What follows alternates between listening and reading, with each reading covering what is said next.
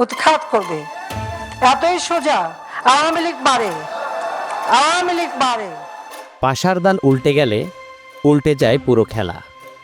রাজনীতিটাও ঠিক তেমনই। একদিন আগেও সব ক্ষমতার কেন্দ্রে যিনি, নিমিষেই তার যে পতন হবে না এমনটা বলতে পারে না কেউ।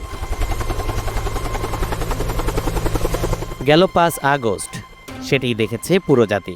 শুধু পতিত নয়, এখন বলতে গেলে দেশ থেকে নির্বাসিত স্বৈরাচার খ্যাত সাবেক প্রধানমন্ত্রী শেখ হাসিনা। এরপর থেকেই সামনে আসতে শুরু করেছে হাসিনা পরিবারের অবৈধ সম্পদ অর্জনের যত ফিরিস্তি। এসব বিষয়ে বিভিন্ন আইনি পদক্ষেপও নেওয়া হচ্ছে একের পর এক।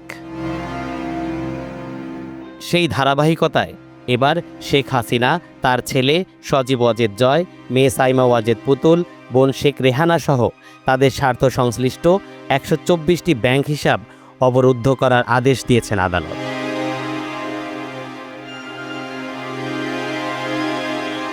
একই সঙ্গে সজীব ওয়াজেদ জয়, সাইমা ওয়াজেদ পুতুল, শেখ রেহানা, রাদওয়ান মুজিব সিদ্দিকের স্থাবর সম্পদ ক্রোকের আদেশ দেওয়া হয়েছে, যার মধ্যে ধানমন্ডিতে সজীব ওয়াজেদ জয় ও সাইমা ওয়াজেদ পুতুলের সুদাসাধন ক্রোকের আদেশ দিয়েছেন আদালত।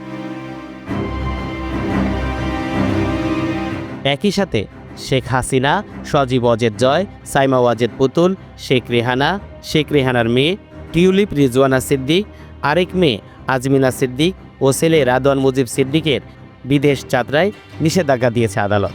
দুর্নীতি দমন কমিশনের পৃথক পৃথক আবেদনের শুনানি নিয়ে মঙ্গলবার ঢাকা মহানগরের জ্যেষ্ঠ বিশেষ জজ মোহাম্মদ জাকির হোসেন এ আদেশ দেন।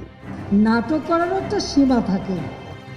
তরিকুল ইসলাম, এনটিভি অনলাইন। এই ঈদে জামা জুতো অ্যাক্সেসরিজের ডিসকাউন্ট।